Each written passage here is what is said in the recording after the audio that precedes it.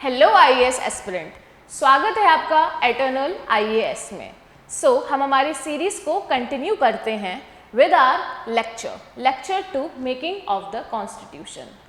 So let's learn how Indian constitution came into effect. So guys, दिमाग में question होना चाहिए कि कॉन्स्टिट्यूशन एक्चुअली में है क्या और उसको बनाने की ज़रूरत क्यों पड़ी, ताकि हम एज ए यूपीएससी एस्पिरेंट उसको सोच पाए। ठीक है, तो मेकिंग ऑफ द कॉन्स्टिट्यूशन क्या है? जब हमने हिस्ट्री पढ़ी थी पिछले लेक्चर में,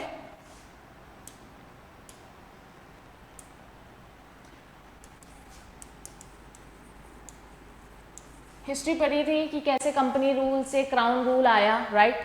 और क्राउन रूल के बाद कैसे हमें इंडिपेंडेंस मिली, राइट? तो उसी के अंडर क्या हुआ कि जब आप किसी को कोई चीज़ सौंपते हो और आप एक इंडिया किसी को सौंप रहे हो, एक टेरिटरी आप किसी को सौंप रहे हो, उसको चलाने के लिए हम अपने आइडियल्स लेकर आ रहे हैं कि इंडिया का आइडल क्या होना चाहिए। तो उसको पूरा बनाने के लिए कॉन्स्टिट्यूशन को बनाया गया और उन लोगों द्वारा बनाया गया जो लोग इस कॉन्स्टिट्यूशन को एक धारणा देना चाहते थे कि हमारा इंडिया किस तरीके का आगे दिखना चाहिए, क्योंकि इतनी स्ट्रगल्स के बाद इंडियंस को वो मौका मिला कि अब वो खुद का कॉन्स्टिट्यूशन खुद डिज़ाइन करेंगे। कॉन्स्टिट्यूशन मतलब एक बुक जिसमें ये बताया गया है कि इंडिया को वो असल में कैसा देखना चाहते हैं। उसके अंदर जो भी इंपॉर्टेंट फैक्ट्स है जो हमें लर्न करने चाहिए as being a UPSC aspirant, वो हम देखेंगे यहाँ पे। First, the demand for the idea of constitution assembly was accepted in August of 1940. इसकी जो डिमांड थी वो एक्सेप्ट कर ली गई ब्रिटिश एम्पायर के द्वारा। क्यों? इंडियंस ने डिमांड रखी, हमें हमारा इंडिया वापस चाहिए, डिमांड रखी और वो डिमांड ऑफर यहाँ पर एक्सेप्ट कर ली गई। अब आते हैं cabinet mission arrived in India, publish it's plan on 16 मई 1946। देखो, डिमांड 1940 में हुई और 1946 में फिर प्लान है। ऑब्वियस सी बात है, जब आप कोई इतनी बड़ी डिमांड रख रहे हो, उसको वापस से एक ऑन बोर्ड लाने के लिए थोड़ा टाइम तो लगेगा ही। तो उस टाइम के अंदर ये अराइव हुआ कैबिनेट मिशन। कैबिनेट मिशन क्यों अराइव हुआ इंडिया के अंदर? इंडियंस को सौंपने के लिए, उनके लिए एक कमीशन बनाने के लिए कि इंडियंस अब अपना कॉन्स्टिट्यूशन कैसे डिजाइन करेंगे, इसलिए कमीशन इंडिया में आया। बस फिर इंडिया के हाथ में आ गई है कमान और अब आएगा इंडियंस को मजा।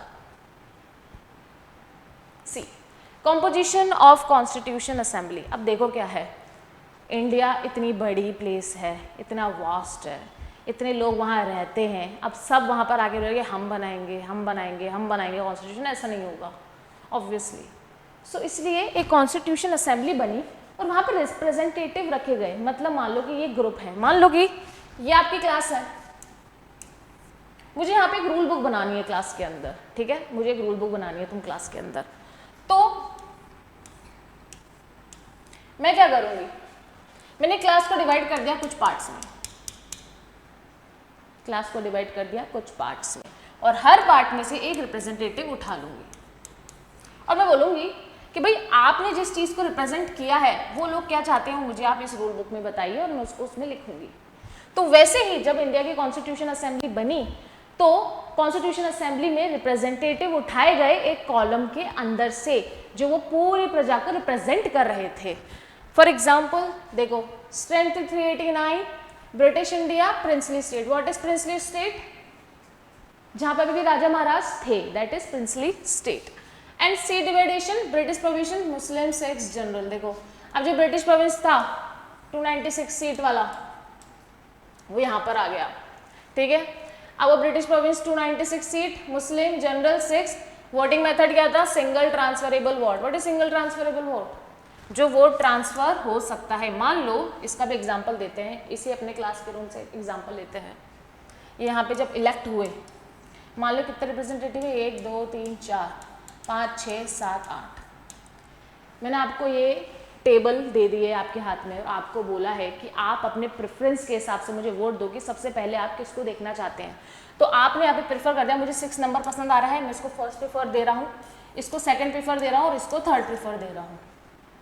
अब मान लो अगर आपका कोई भी एक चीज एलिमिनेट हो जाती है तो वो आपका प्रेफरेंस दूसरे वाले पे चला जाता है, इसको बोलते हैं सिंगल ट्रांसफरेबल वोट। ठीक है, ये प्लीज लर्न करना, ये प्लीज याद रखना कि कैसे हुआ था vote, single transferable vote, please इसको ध्यान रखना। Next, constitution assembly drafting committee members. ध्यान होना चाहिए कि ड्राफ्टिंग कमेटी में कौन कौन से मेंबर्स शामिल थे उस टाइम पे। Obviously RBR Ambedkar ji, he was the chairman, and please इनके नाम थोड़े याद कर लीजिए। Only there are 7, N. Gopalaswamy, Krishnaswamy, Munshi ji, Mohammad Saadulla ji, Mahadev Rao and Krishnamachari. ये 7 नाम आप प्लीज लर्न कर लीजिए। क्वेश्चंस आते हैं कि distinguish between the following, match the following. ठीक है, next note, first draft publish हुआ था 1948 में और सेकंड ड्राफ्ट हुआ 1948 अक्टूबर में। इसके बीच में जो 8 महीने का गैप था वो दिया गया पब्लिक को। इंडिया क्या है, इंडिपेंडेंट है, डेमोक्रेटिक है, तो वो डेमोक्रेसी को दिखाने के लिए पब्लिक को ये टाइम दिया गया 8 मंथ्स का बीच के अंदर। क्यों दिया गया, ताकि पब्लिक को अगर कॉन्स्टिट्यूशन से हल्की सी भी प्रॉब्लम हो कि मुझे ये वाला सीन थोड़ा समझ नहीं आ रहा है सर आप बताइए, ये वाला सीन मुझे नहीं लग रहा कि हमारे अंदर बैठ रहा है या हमारे आइडियोलॉजी को सपोर्ट नहीं कर रहा है, तो आप वहाँ पे अपना एक पॉइंट रख सकते थे। तो अगर कुछ लोग कहते हैं कि भाई कॉन्स्टिट्यूशन बना दिया लेकिन लोगों का उसके अंदर योगदान नहीं था, तो प्लीज़ लोगों का इसके अंदर योगदान था। 8 मंथ का समय उनको दिया गया कि आप अपना योगदान बताइए, इसके अंदर सहमति जताइए। क्यों, क्योंकि सबको साथ में लेकर चलना था। समझे, 1948 में ये हुआ। सो कॉन्स्टिट्यूशन असेंबली के, अब देखो हो गया, कॉन्स्टिट्यूशन बन गया। अब आपको ये देखने की कॉन्स्टिट्यूशन असेंबली उस टाइम पे कितने फंक्शंस कर रही थी एक साथ, क्योंकि इंडिया जस्ट इंडिपेंडेंट हुआ है, इंडिया जस्ट इंडिपेंडेंट हुआ है। और मुझे बताओ उसके अंदर कोई अथॉरिटी नहीं है, तो सारी अथॉरिटी, सारी पावर किसके अंदर थी, असेंबलीज को डिवाइडेड थी। और उसी टाइम पे वो 3 अदर फंक्शंस कर रही थी। सबसे पहला फंक्शन क्या था, ऑब्वियसली कॉन्स्टिट्यूशन बनाना। सेकेंड फंक्शन क्या था, ऑर्डिनरी लॉज, रोजमर्रा के लॉज। कौन बना रहा है, कॉन्स्टिट्यूशन बना रहा है। रोजमर्रा के लॉज की भाई कुछ भी प्रॉब्लम हो रही है, कोई पुलिस रिलेटेड है, कोई लॉ रिलेटेड है, कोई प्रॉपर्टी रिलेटेड है, एवरीथिंग जो भी ऑर्डिनरी लॉज आ रहे थे वो भी इसके अंदर ये कर रहे थे। Next, other function. अब देखो ये 5 फंक्शन है जो यूपीएससी में पहले इसी से रिलेटेड क्वेश्चन पूछा गया, वो अपन आगे करेंगे, पर इसको एक बार ध्यान से देखना। Ratified India's membership in Commonwealth in 1949।